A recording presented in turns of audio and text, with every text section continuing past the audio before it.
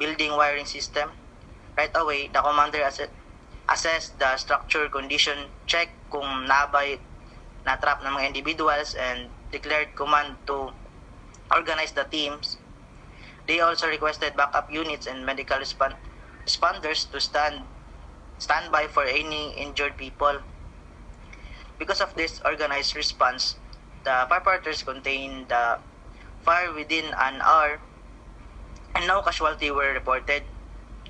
Pwede na to ingon nga tungod sa klaro paspas nga size up, dali ra nila na control ang sitwasyon ug na minimize ang damage. So this example proves na even local BFP units are applying international levels procedures when it comes to proper fire assessments. So malang to ako na bisita po sa next reporter. Thank you. So, mayong buntag, this is my part, rescue phase. Next, pre. Okay, the rescue phase is one of the most urgent and life-critical stages in firefighting operations. It focuses on locating, assisting, and removing individuals who are trapped and endangered by fire, smoke, and structural collapse. This phase demands speed, precision, and coordination, as every second can mean the difference between life and death.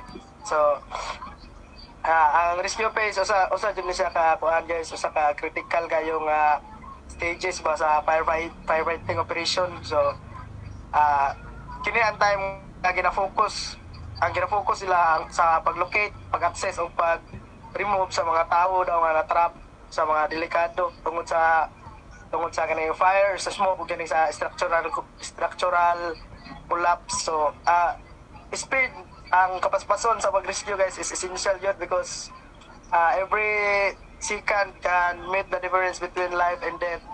So, once a victim are located, the removal process must be executed with both urgency and care. So, firefighters was assess the safest route and evacuation, stabilize the injured, and coordinate emergency medical services. So this phase, nag-required siya not only one lang kanang technical skills but also on-board communication and teamwork among the multiple units. So next slide, please. So, okay, example of rescue actions. So, during the catastrophic impact of Typhoon Haiyan or Yolanda in 2023, rescue operations across the Philippines showcase the vital role of coordinations and equipment and life-saving efforts.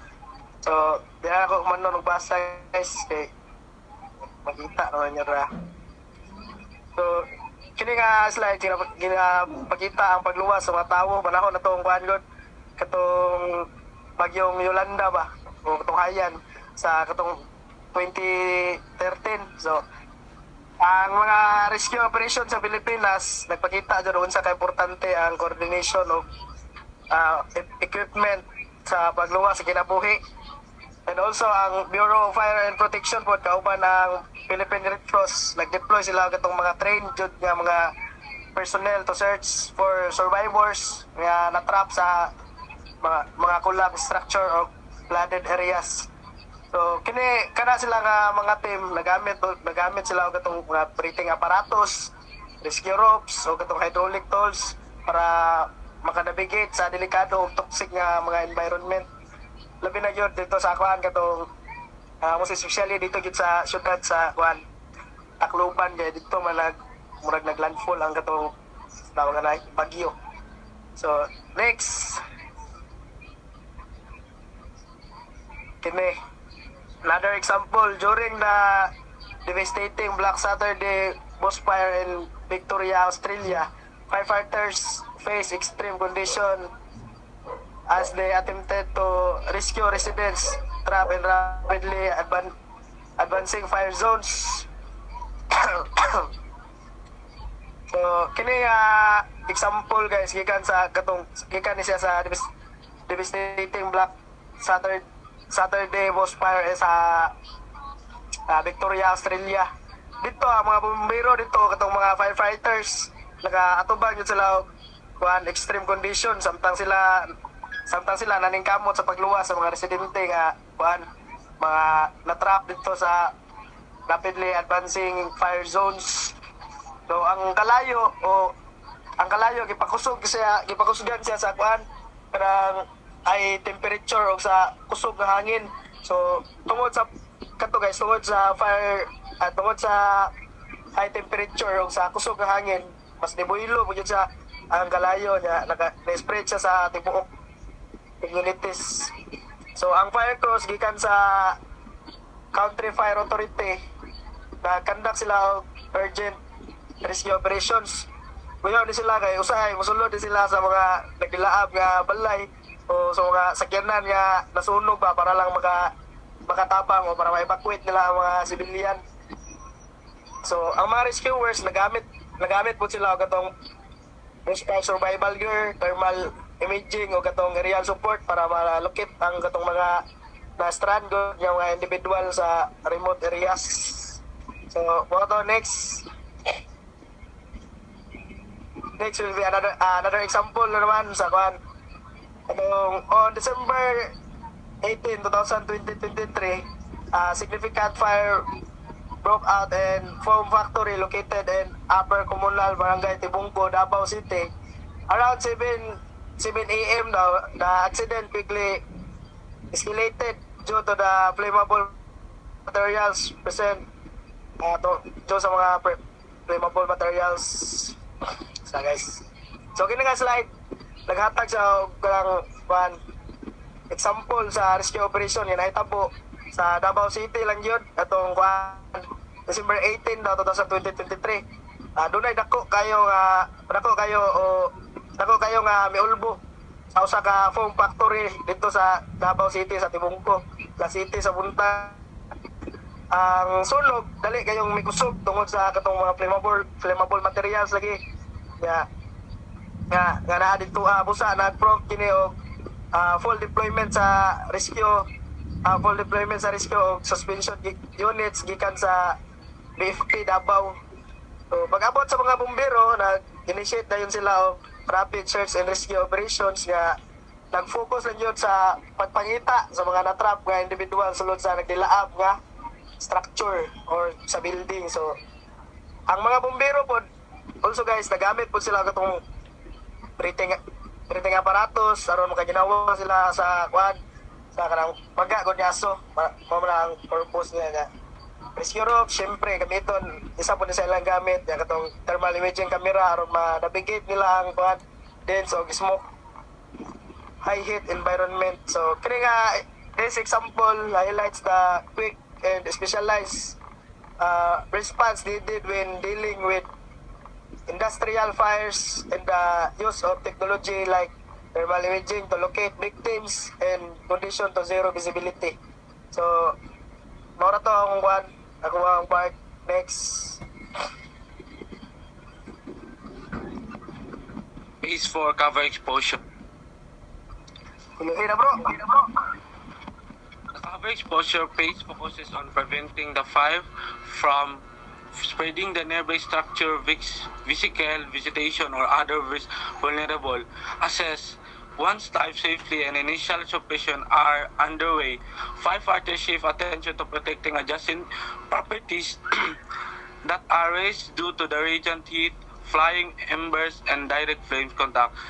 So, ang cover exposure is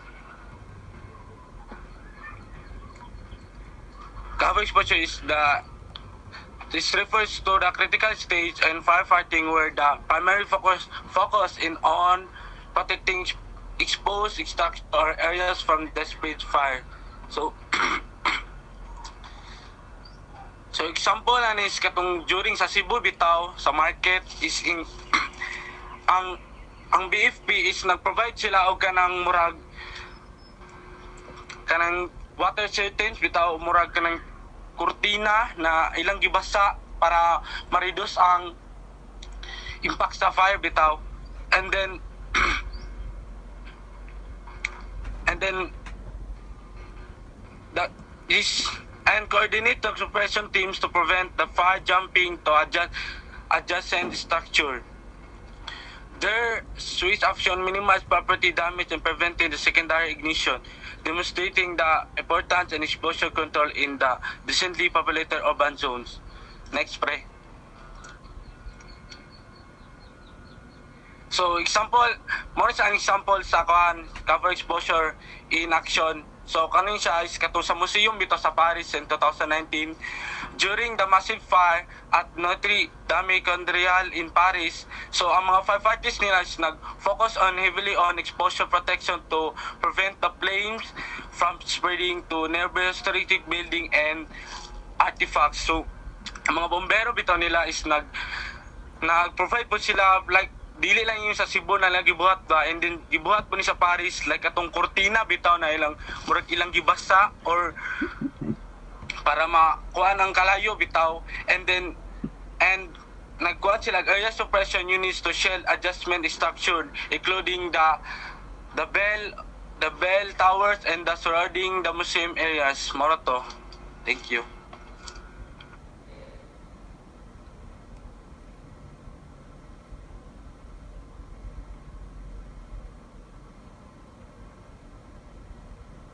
Phase 5 confinement phase. The confinement phase is focused on preventing the fire from spreading beyond its original area or origin. Once the immediate life hazard are managed and exposure are protected, firefighter shifts the effort toward containing the fire within defined boundaries to minimize damage and make